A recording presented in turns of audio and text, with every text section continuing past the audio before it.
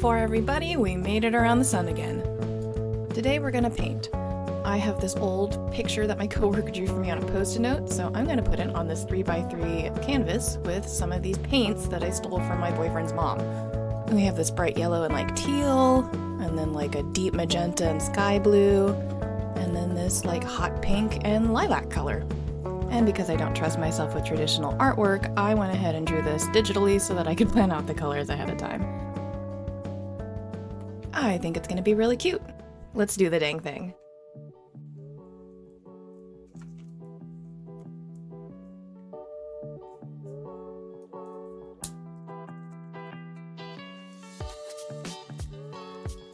Frickin' unnecessarily difficult.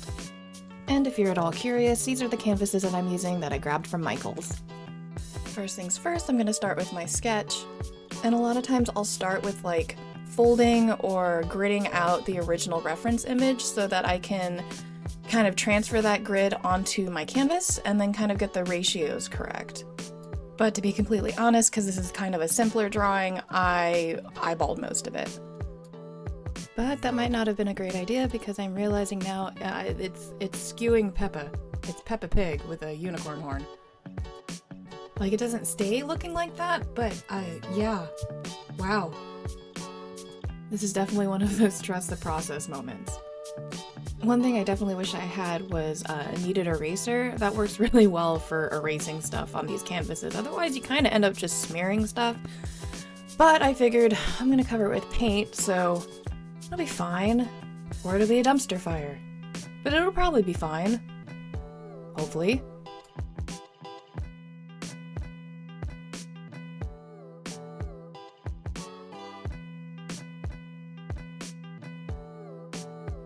Once I'm reasonably happy with my sketch, it's time to start painting. I'd say that this is the fun part, but that's kind of the whole point of a painting is to paint, so it seems a little redundant, but this is the satisfying part. Well, one of the satisfying parts.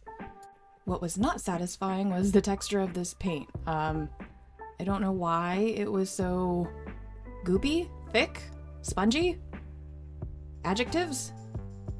I don't know, I had to add water to it, it was being weird, but it went on really opaque, which was nice, and I ended up only having to do, I think, 2 layers of this. I don't know, the texture was just super weirding me out, and I was thinking that the paint might have been ruined because it sat in the cup too long, but it ended up being totally fine once it was smoothed out on the canvas. I really don't know what its problem was. And it was, of course, the main background color that was the only one that had this texture. Although I did have an issue with the darker magenta that we'll go over later. One thing I've noticed, and I don't know if anybody else has noticed this, but I do my nails a lot, and I've noticed that I will take nail painting techniques and use them in regular paintings.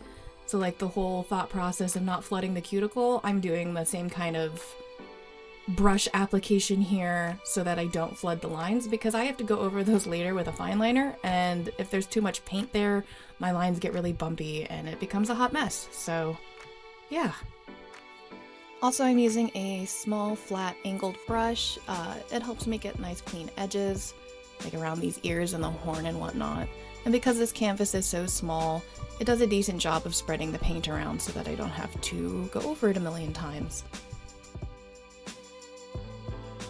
I also like to make sure that I'm bringing the color around the edges just to give it a more finished look. I have the tendency though to forget that I'm doing that, and then I just grab the edge, and then I'm sitting there wondering why my hands are covered in wet paint. It's me. Hi, I'm the problem, it's me. Another thing that definitely would have helped is if I had actually prepped my canvas. Right now I am going through meticulously making sure that every little bit of like the canvas texture is filled with paint, and I'm pretty sure that if you throw down a layer of white, or what is it that Bob Ross always talks about, gesso? Is that just for oils? I don't know, but I'm pretty sure if I'd prepped the canvas this would have gone a little bit smoother. And after it's had a little bit of a chance to dry, I'm just going over it again with another layer of paint to make sure that it's all nice and consistent. Unlike my sleep schedule.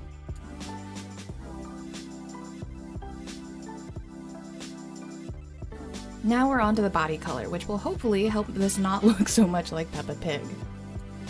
This is one of the reasons why I planned out the colors beforehand, because in my head I thought a pink unicorn would be cute, but maybe in a different time in a different universe. And I'm still using my flat angled brush. I think that might be my favorite brush for this painting. This paint also wasn't as screwed up in texture as the lilac color, which has now dried into more of a periwinkle, which is fine. But yeah, this teal went on a lot smoother, but because it's a lighter color, it wasn't quite as opaque, so I did have to go over it a few times.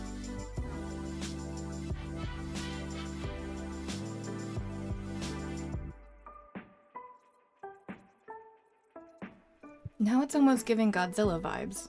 I can get on board with that.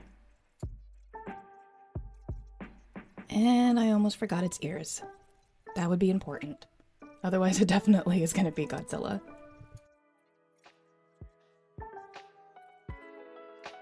And again, once I've let it dry a little bit, I'm just going in with a second coat so that I can get the coverage nice and consistent.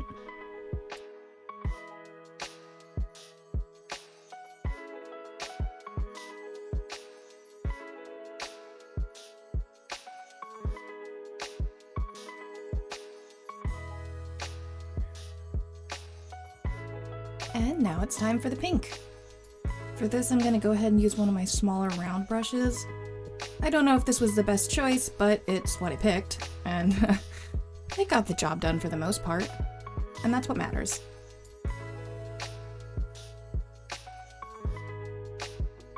If you like this kind of artsy-craftsy content, consider subscribing and hitting the like button so that the robots will show people my videos.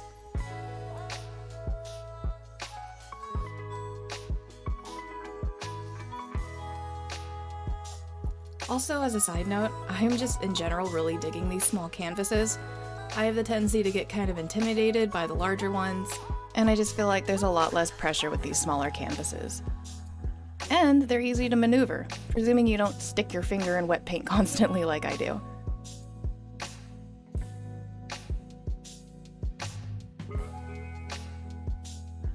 And now we're on to the dark magenta, the bane of my existence. Completely different opacity, and it was just so streaky.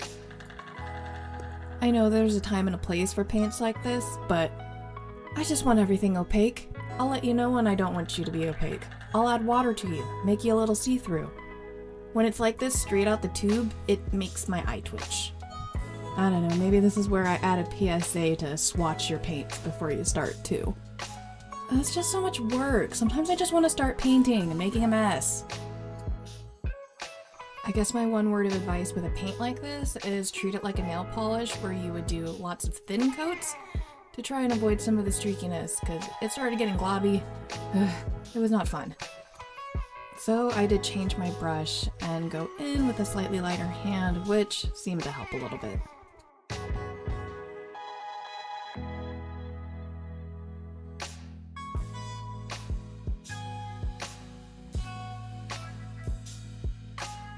And of course, last but not least, it's time to paint the horn. I am not entirely sure why I grabbed a liner brush to do this.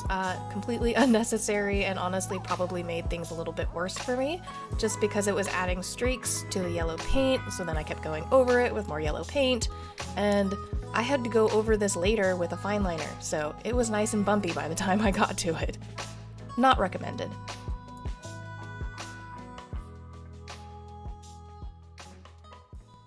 And now we're on to my personal favorite part of the painting process, which is adding, the shadow details. I usually do more like a cell shading style, and I feel like this step plus the line work is what really makes the painting come together, so I like seeing it. It's the more instant gratification part of the painting, so. And when you're blocking out colors, it is a lot of trusting the process, because everything just kind of looks like blobs at that point, and so this step really helps, define the blobs? You gotta define them blobs. Also trying not to go overboard with this step. Obviously a horse or a unicorn would have a whole lot of shadows all over it, for its face muscles and its neck muscles and all that jazz, but I'm just highlighting shadowing the parts that would be the darkest. So behind the ears, close to the mane, under the chin. And then I'm also going in with a similar technique of cell shading, but doing it for the horn, kind of where like the grooves of the horn would be. And like I was saying before, this step makes sense for me to be using the liner brush, but because I used the liner brush on the yellow part of the horn on the last step, the texture of the horn was really, really bumpy, so I was having a hard time getting things smooth, and I ended up going in and retouching up the yellow after I did the pink, and all of this did was make the last step a little bit harder, because that needed to be harder, obviously.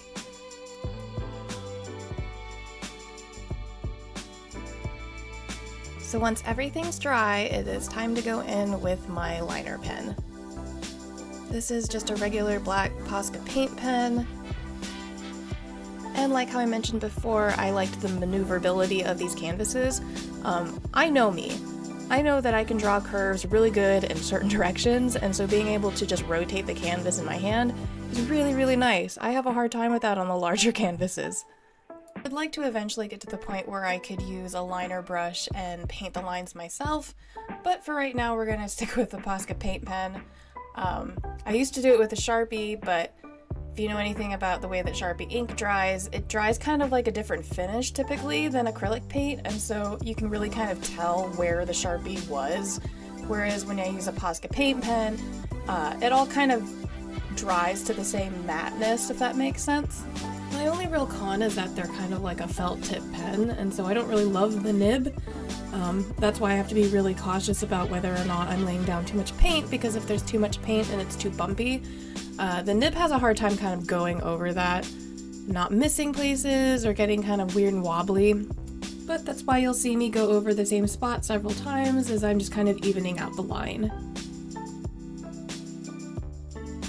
Also, I don't know if I touched on this earlier, but you might be asking yourself, what are you planning on doing with this really tiny painting? They'd make amazing magnets. I have this like adhesive magnet tape where I can just cut it down to whatever size that I need, and 2 strips on the back of these paintings. They're light enough that the magnet tape works great.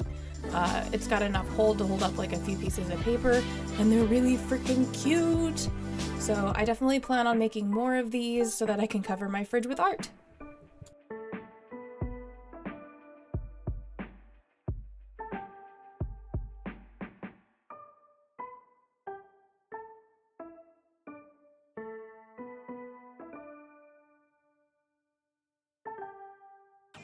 If you've made it this far in the video, thank you so much for hanging out with me while I paint this silly little unicorn. I'm definitely planning on doing a bunch more paintings on this channel, as well as some digital drawings, and whatever else I feel like. I do some crocheting and beading. Anything is possible. Presuming that my caffeine intake for the day has been high. I feel like that's a given. Anyways, I'm gonna hush for a little bit and finish out this drawing.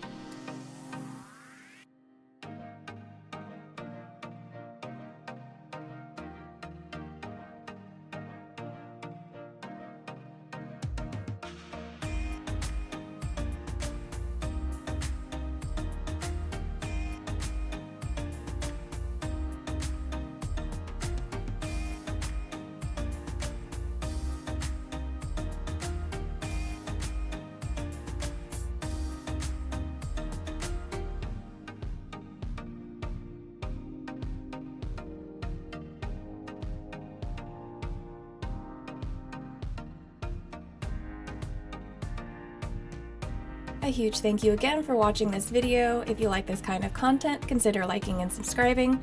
I also have a Patreon, links down in the description below, and I hope you all have an amazing day. Thanks again!